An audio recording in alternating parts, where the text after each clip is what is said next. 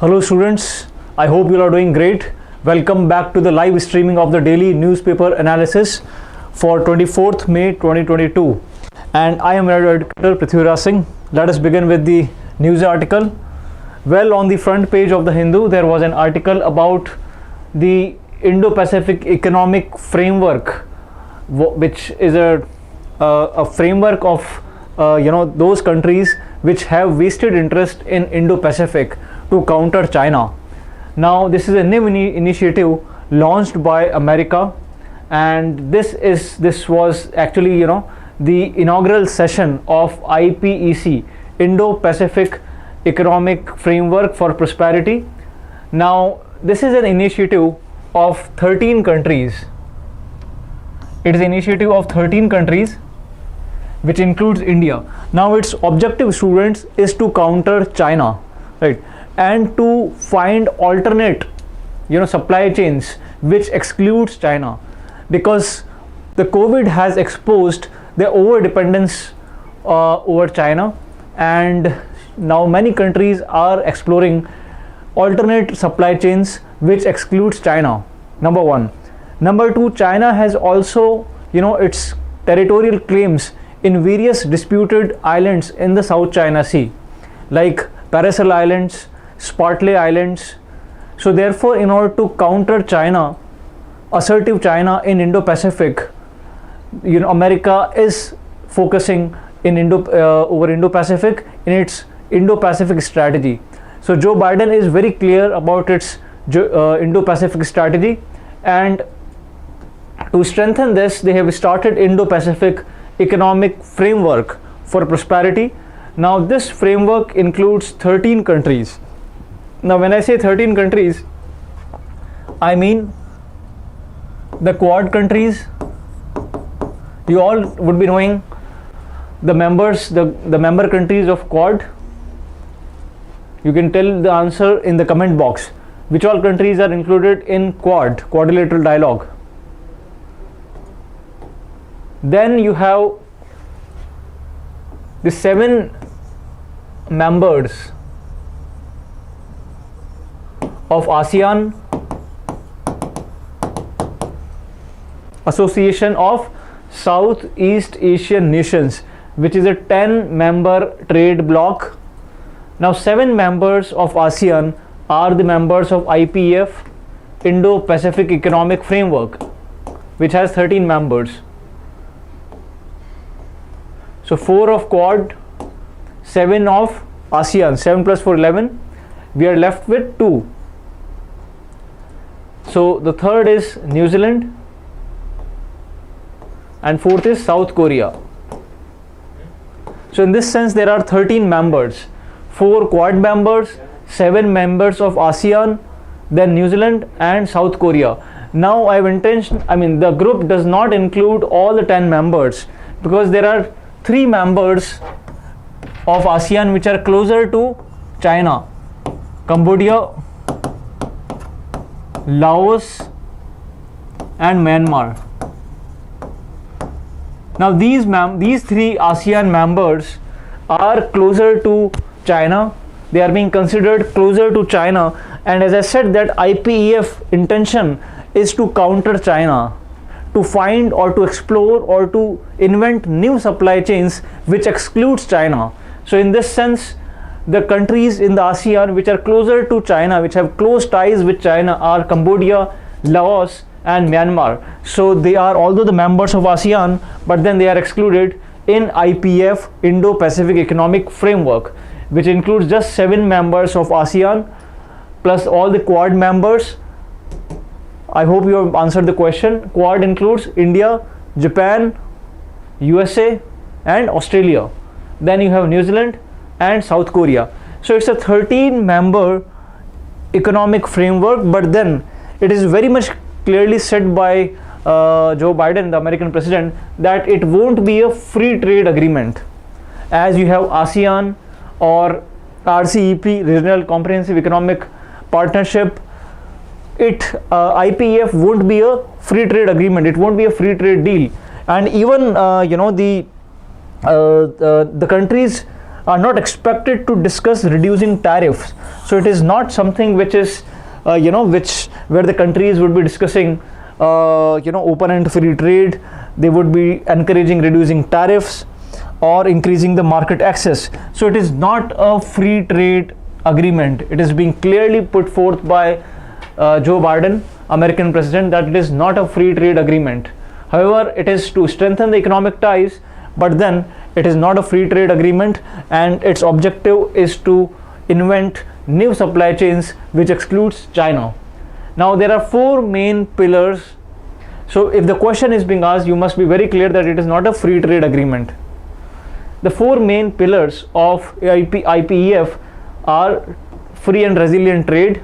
Second is supply chain resilience, clean energy and decarbonization, and the fourth is tax and anti-corruption measures. So we have discussed about its composition, its objective, its nature, and it comes in the wake where India has withdrew from RCEP. Now RCEP, Regional Comprehensive Economic Partnership, is a trade bloc, and in fact it is the world's biggest trade bloc, and it includes all the ASEAN nations, China, Japan, South Korea, Australia, New Zealand. So it is a 15 member trade bloc. RCEP is a 15-member trade bloc. However, it was the negotiations started in the year 2012, and in the year 2019 India withdrew from the negotiations of RCEP and said that its interests are not being taken up, and therefore at the same time we also have huge trade imbalance with China, and there is a risk associated to our dairy sector, of farmers. So therefore Indian government withdrew from RCEP. So in this sense, IPEF is being seen as as an alternate to RCEP, right? So it is based on 3 T's, and 3 T's includes trust, transparency, and timeliness. So at the same time, IPEF would not seek to replace the 11 nation CPTPP.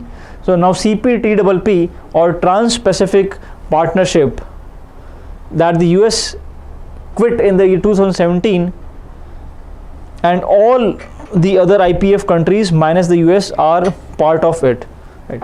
Now 3 ASEAN countries which I just discussed. Now it talks about the businesses, because you see it means that the businesses are becoming more close to are looking for alternatives to China, and IPEF would provide the right platform to do so. IPEF is also intended to boost American manufacturing. It is putting the American families and workers at the center of the economic and foreign policy.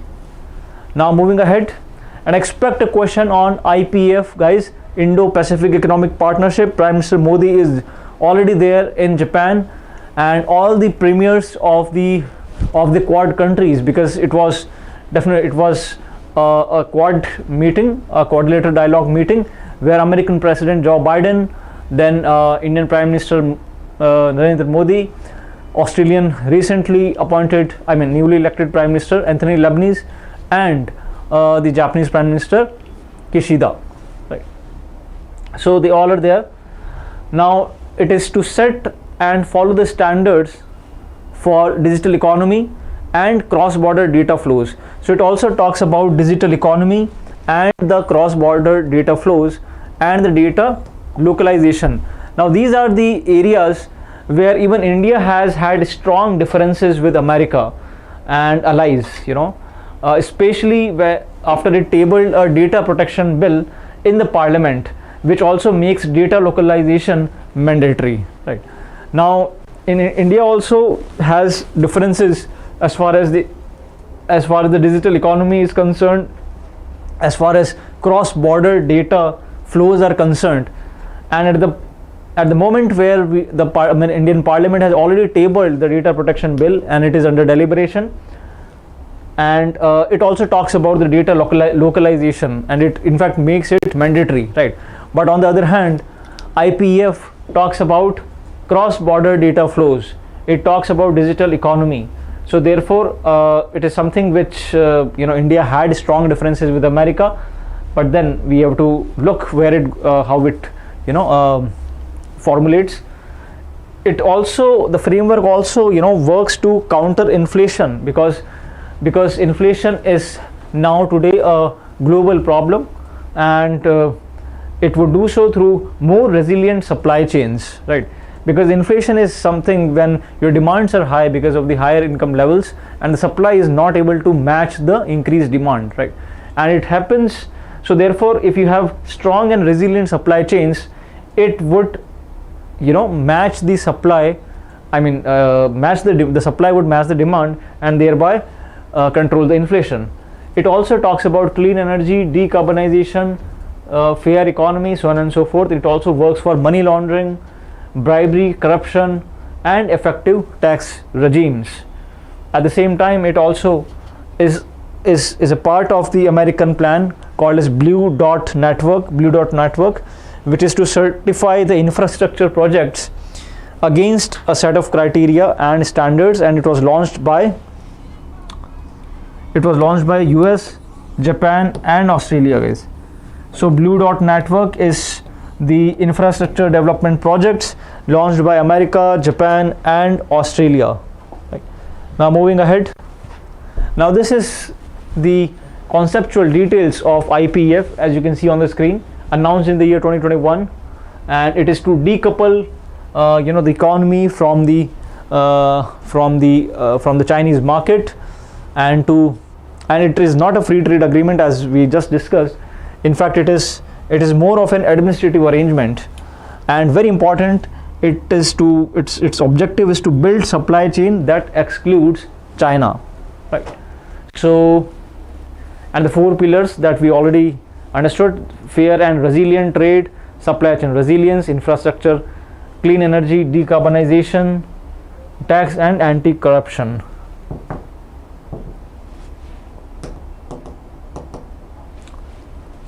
Right. So now IPEF, 13 members, as I just discussed: Quad, America, Australia, India, and Japan, plus the Republic of Korea, that is South Korea, plus New Zealand, right? So New Zealand is also a part of a non-binding collective security agreement called as ANZUS. ANZUS stands for Australia, New Zealand, and America. Now it's a collective security agreement between the 3 countries, America, New Zealand, and Australia, something called as ANZUS. So New Zealand is there, as you can see on the screen.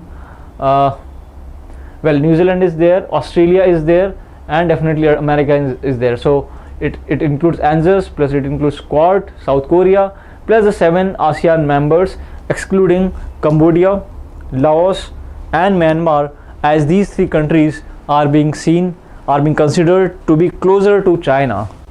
And remaining 7 members of ASEAN are Brunei Darussalam, Indonesia, Malaysia, Philippines, Singapore, Thailand, and Vietnam. So very important economic framework, and I expect a question on this.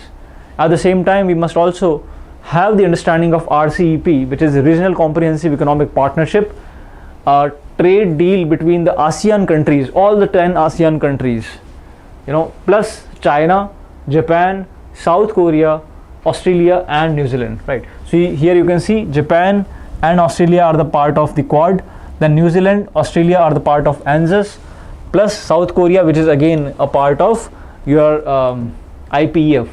So इनमें से IPEF कौन से हैं? This one is in IPEF. This Japan is there, New Zealand is there, Australia is there, and 7 ASEAN members are there. Correct. China is not there.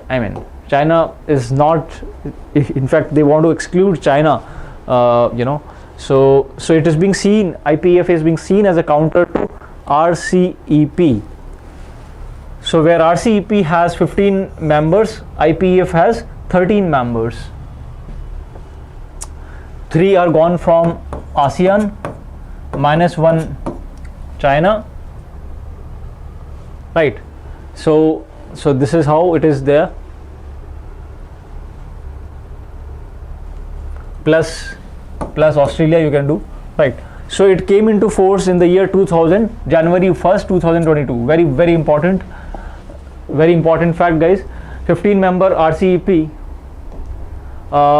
10 members of the ASEAN plus China, Japan, South Korea, Australia and New Zealand. It came into force in January 1st, 2022 this year. However, the negotiations were going on since 2012 and even India was part of such negotiations, but India withdrew its from the RCEP in November 2019, largely because of the concerns that it would open it up to Chinese goods amid an already wide trade imbalance, because India has wide trade imbalances with China, plus China is has captured Indian market, so therefore India has its own trade concern when China is a part of RCEP, right? Now India was a founding member of the negotiations that began in the year 2012 but walked out of the proposed agreement in November 2019, right? And the reasons are definitely the dumping from China, allowing Indian services free access in the region. And now if the question is being asked that when was RCEP introduced, well, it was introduced during the 19th ASEAN meet held in the year November 2011, and its negotiations were kick-started during 21st ASEAN summit in Cambodia in November 2012, right? Now member states of ASEAN we have already discussed. Now China's role in RCEP. RCEP is being it's being pushed by Beijing, and even it was being seen as a counter to TPP, Trans-Pacific Partnership, which is an American-led agreement. However, in 2016, American President Donald Trump withdrew his country from TPP, right? So recently, in 2016, the American President Donald Trump withdrew America from the Trans-Pacific Partnership, and therefore RCEP has its own value because it's being seen as a counter to TPP, which is again a trade agreement. And since then, the RCEP has become a major tool for China to counter America's efforts to prevent trade with Beijing. Now, why did India decide against signing the RCEP trade deal? Well, we all know and we have understood that in November 2019, India withdrew from RCEP. It backed out from RCEP to safeguard the interests of industries like agriculture and dairy sector.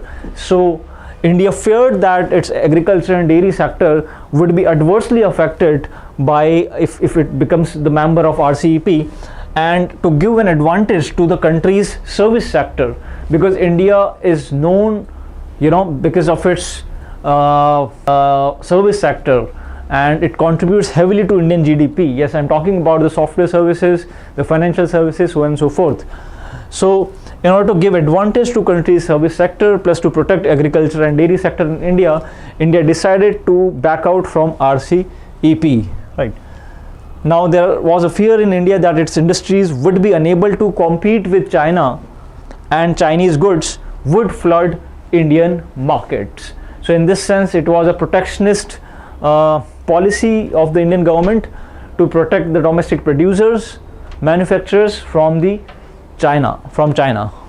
Now this is the TPP, right? So we have understood IPEF, then RCEP, now coming to TPP or Trans-Pacific Partnership. Now today it is being called as CPTPP. That means Comprehensive and Progressive Agreement. I repeat, Comprehensive and Progressive Agreement for Trans-Pacific Partnership. Now it is a free trade agreement between 11 countries around the Pacific Rim, right? So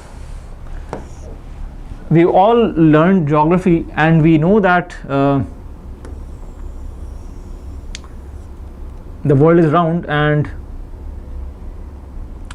if I say that this is America and this is Russia,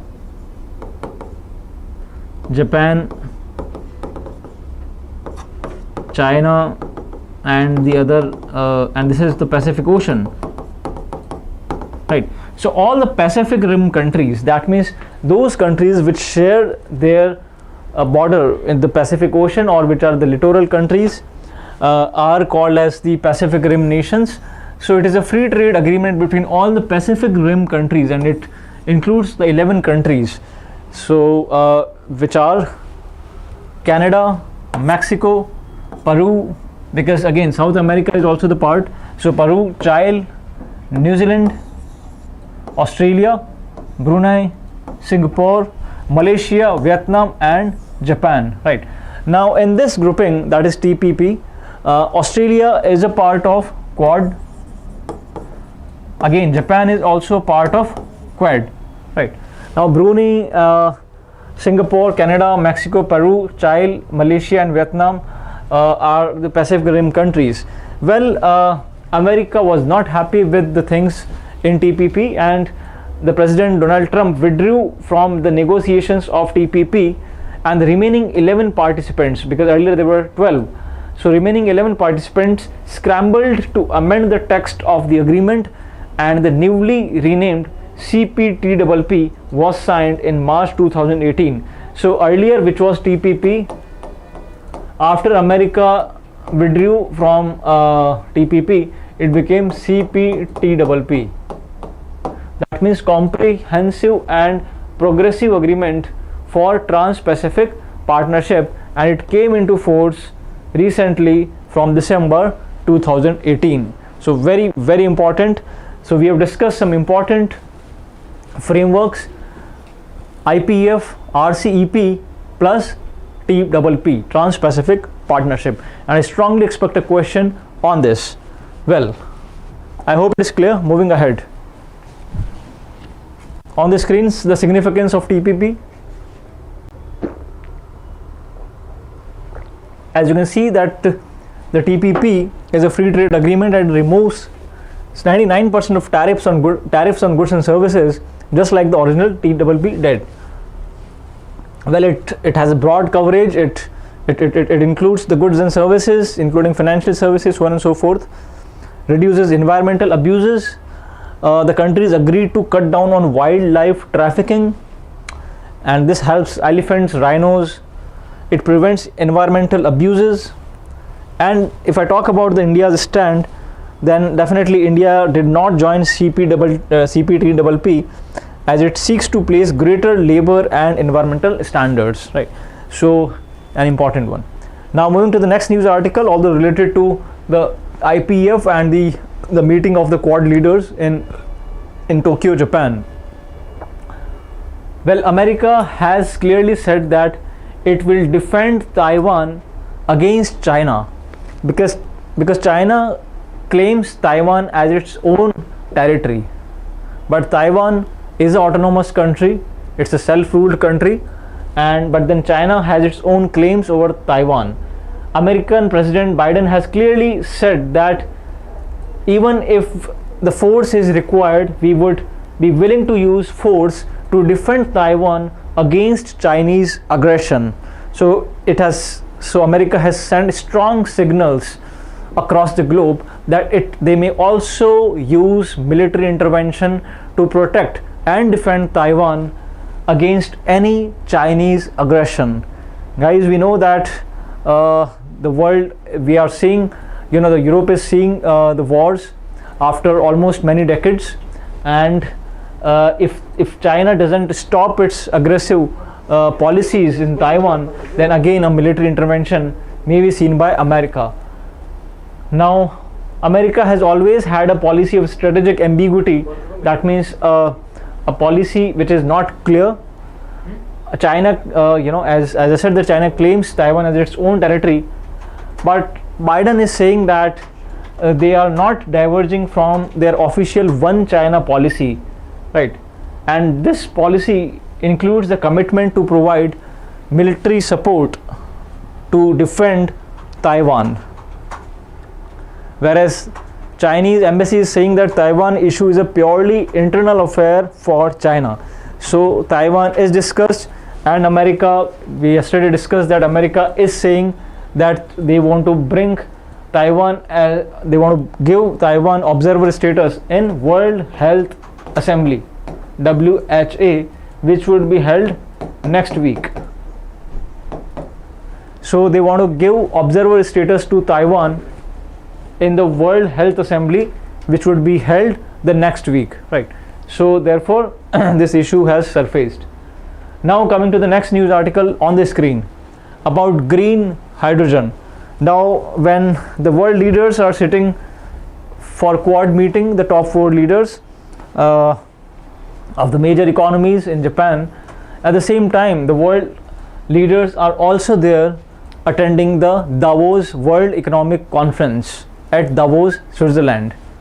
Now Indian delegation has said that India would become the world leader of green hydrogen.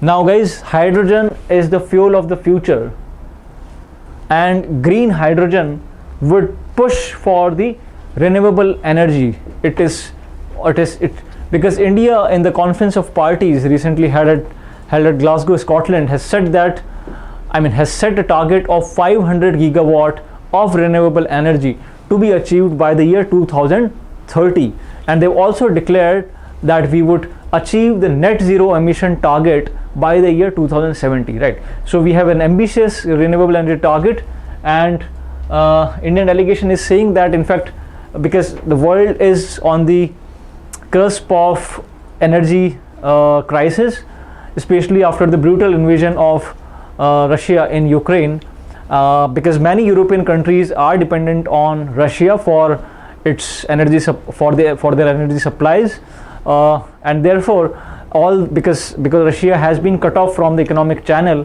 and even many important pipelines like natural gas pipeline, also called as Nord Stream 2 gas pipeline, of which Germany was a major client, has also been cut off, is also being stopped or halted. So therefore the Indian delegation is saying that it is an opportune time for India to invest, to become the world leader for green energy. And in fact they are saying that India would take the advantage of the current energy crisis to accelerate this transition, right? In this sense, India would become the world leader to provide the green hydrogen, which is the new future.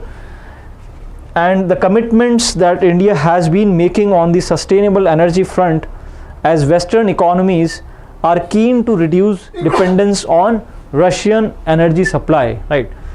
Now this year at World Economic Forum Davos, also India marks the 25th anniversary since India began to appear at the World Economic Forum. Now various things were discussed, including digital economy, energy transformation, building unicorns, infrastructure asset monetization, which is pegged at $80 billion, so on and so forth. Now the moot question is, what is green hydrogen? Well students, if you have heard about a process called electrolysis of water, in which it looks like this, wherein there are two cathode and anode, and DC supply provides a current to the cathode and anode, and this actually splits oxygen from hydrogen, right? So electrolysis is a process in which the hydrogen splits from oxygen, because otherwise water is H2O, right? But through the process of electrolysis, as you can see, hydrogen is being separated from oxygen, right? And this results into the production of hydrogen, which is the lightest element, in fact, right? So in this sense, electrolysis is a process of splitting hydrogen from oxygen. As you can see, what is green hydrogen? Green hydrogen is something when you use the green energy, for example solar energy. जैसे यहाँ पे when we discussed, we were using the electric current. अगर इस electric current की जगह if I start using green energy, जैसे कि solar energy, wind energy, ये जो एनर्जी जनरेट हुई इसको मैं यूज़ करूँ पावर सप्लाई के अंदर, and then I use the electrolysis process and then I separate hydrogen from oxygen, right? And this what we'll get is called as green hydrogen, which is very less which is environmental friendly. So green hydrogen is produced using renewable energy through electrolysis, and this method uses an electric current to separate hydrogen from oxygen in water, and this electric current is being supplied through renewable energy, right? So the hydrogen is separated from oxygen in water, right? So in this sense, green hydrogen is produced through electrolysis of water, an energy intensive process for splitting water into hydrogen and oxygen by using renewable power to achieve this, right? Now it would help us to achieve our ambitious decarbonization targets, because we know that India exports 85% of its oil and 53% of its gas, so we are heavily dependent on foreign countries. So therefore green hydrogen policy is being seen as a game changer for countries' energy security. So even the Ministry of Power also launched the green hydrogen policy, GHP, recently, and it sets a target of, and I believe it should be asked, I believe that it can be asked in the examination, very important. They may ask you that what is green hydrogen policy and what is the target being set. So the target being set for green hydrogen is 5 million tons per annum, or 5 MTPA, 5 million tons per annum of green hydrogen production by the year 2030.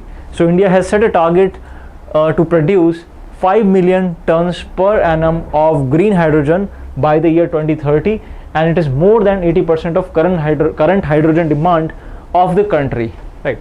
Now the ultimate aim of the government is to bring down the cost of green hydrogen to $1 per kilo from the current 3 to 6.5 per kg, right?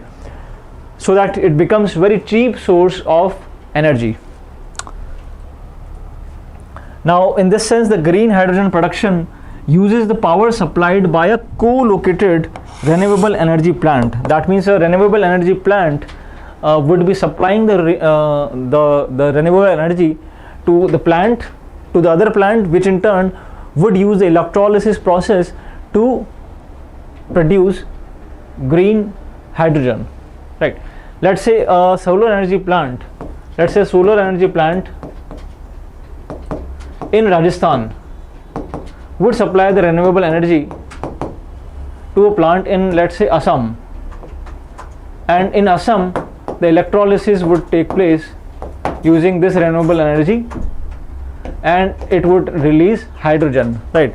And this is called as green hydrogen. Now the Rajasthan would get 25% remission on the interstate transmission charges, right?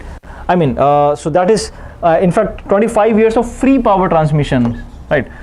So they would get 25 years of free power transmission. There would be no interstate transmission charges being levied on Rajasthan, because it is selling renewable energy to the state of Assam. So they don't have to pay the interstate charges.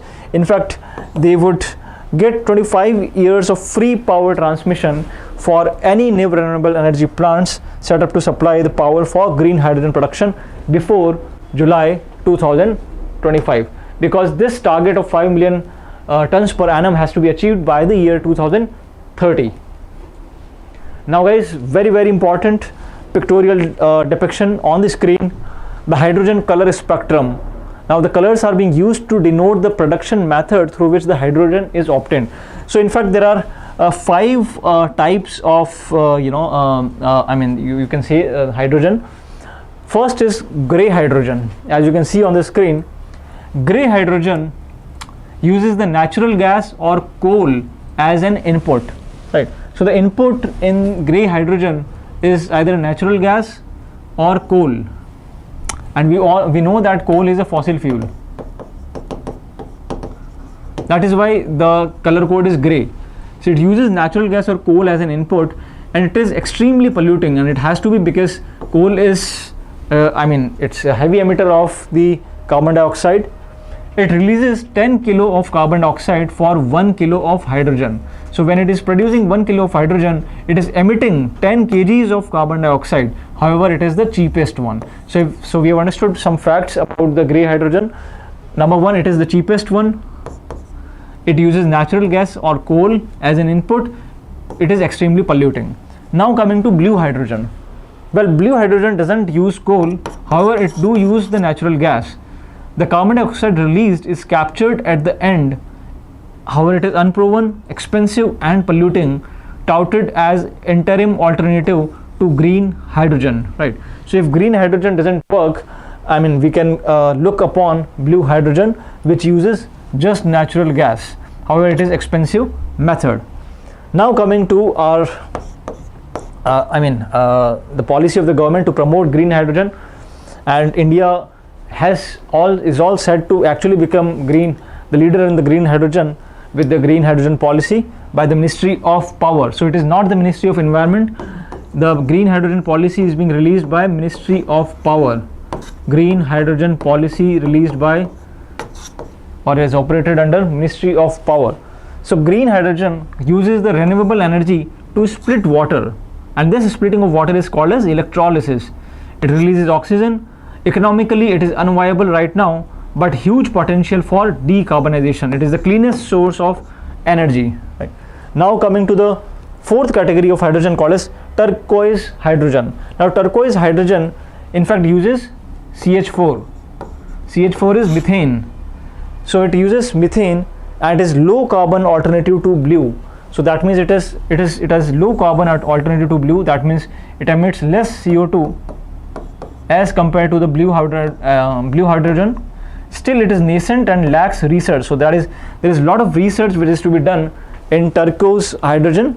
Well, it uses methane. Now coming to pink hydrogen, very important. Pink hydrogen uses nuclear energy. America and France have touted as potential source of pink hydrogen, and there is a lack of research and viability. Right. Now students, we are clear with the 5 color codes of hydrogen. Gray uses natural gas or coal, very polluting. Blue uses natural gas, but it is an alternative to green hydrogen. It is expensive. Green hydrogen is the fuel of the future. It is through the electrolysis of water, uses renewable energy, and it has huge potential. Turquoise hydrogen uses methane, and the color code is light blue, and pink uses the nuclear energy, right? So this is there, and I believe that it is something very important and can be asked by the examiner.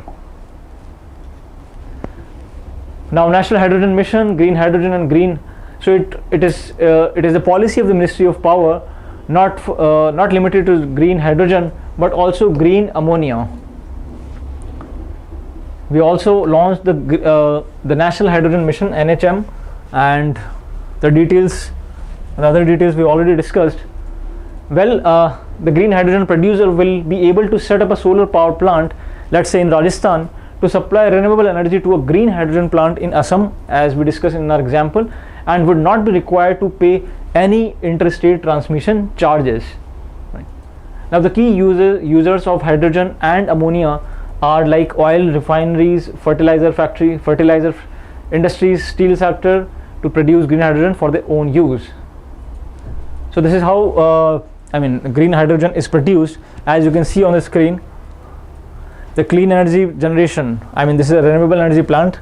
I believe it is a wind energy plant and hydro energy power plant, which is to generate clean renewable energy, and this energy is being fed into the electrolysis with water, and this results into the splitting of water, splitting of oxygen and hydrogen, and it results into the production of hydrogen. As you can see on the screen, this is called as green hydrogen production. The electrolyzer splits the water molecules to create hydrogen and oxygen, right? Then this hydrogen gas is being stored. It is compressed and stored, and once stored, the gas can be transported to anywhere in the world for domestic or industrial use. Very, very important, and this actually as I said, that hydrogen is being believed as the fuel is being referred as the fuel of the future, and like all fuels, hydrogen when burnt produces energy, right? All fuels do produce energy. Similarly, hydrogen also produces energy, but then the byproduct of the burning of hydrogen is water, and water is the most, and in this sense it makes the burning of hydrogen most environmental friendly, and therefore it is most environmental friendly fuel, also touted as fuel of the future. Very important. The green approach to producing hydrogen is good for sustainability. Why green approach? Because you are using the renewable energy for electrolysis. So it is in fact, many important facts about hydrogen, and they may ask you that it is the most abundant element on earth, because we know that almost 70 to 75% of the globe is water, like ocean bodies, water bodies, and therefore the most abundant element on our planet is hydrogen.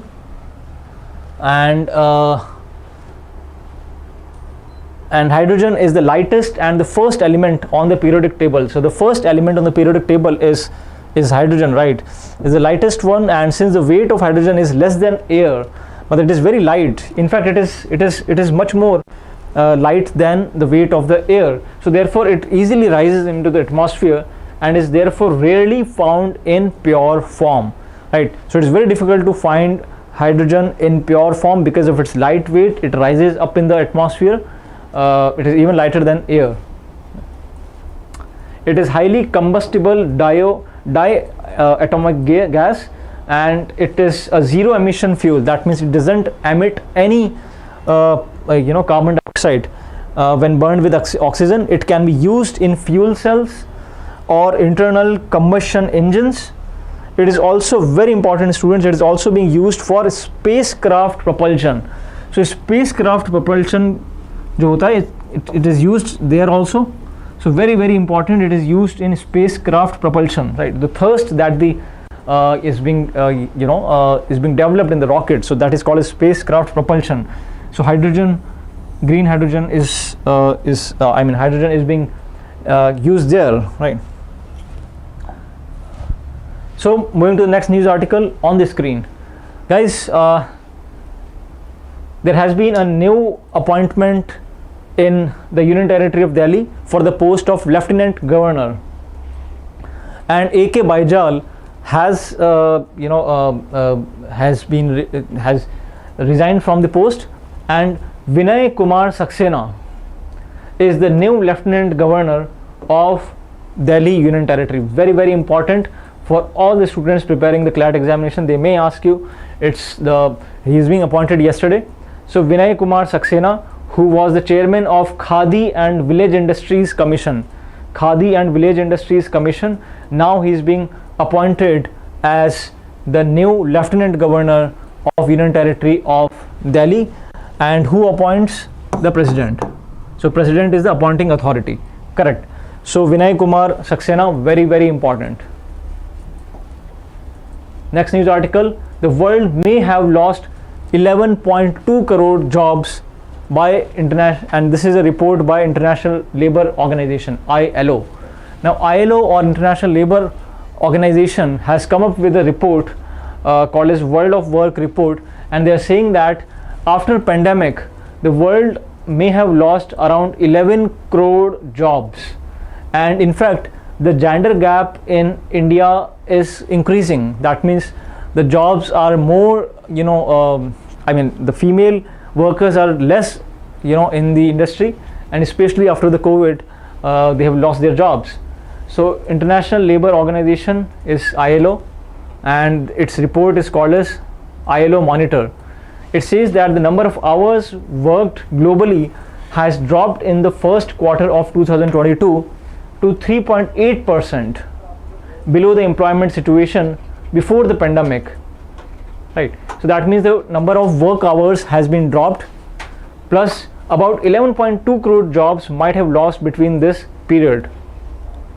There has also been deterioration in the gender gap in work hours in the second quarter of 2020, and there has been a reduction in the hours worked by women in India.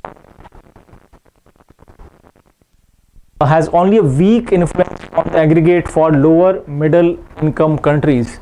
That means for every 100 women at work prior to the pandemic, 12.3 women would have lost their job.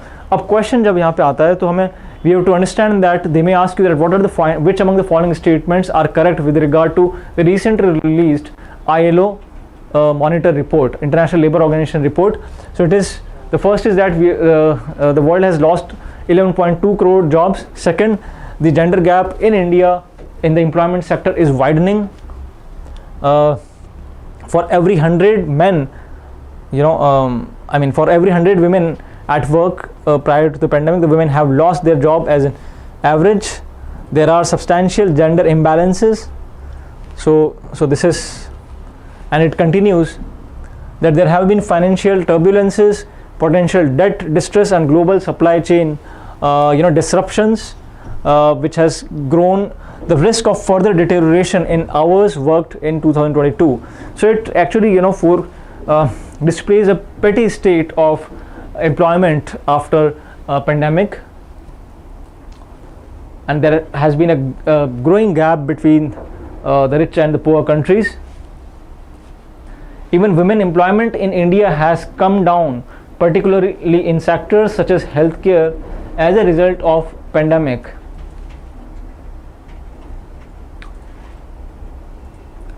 Right. So therefore it says that it also suggests that the purchasing capacity of the workers should be improved. But the purchasing capacity can be improved only when the laborers have, or the workers have, decent work conditions. It has said that the decent job and the decent wages are the motivation for the workers, and if the workers are not being properly paid, if they are not being considered as assets, then definitely they would be discontented, they would be dissatisfied, and this would adversely affect their purchasing power. So therefore it has pointed to the companies to actually look into these areas of wages and the work culture.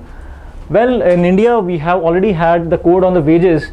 It was passed in the year 2019, but it is not yet implemented. The code on wages, the labor laws. Even the Wages Committee in 1948 asked the government to implement the minimum wage, living wage, and the decent wage, but till now it has not been implemented. So that is a dismal state to be in. So this is all about the ILO report. Moving to the next news article on the screen.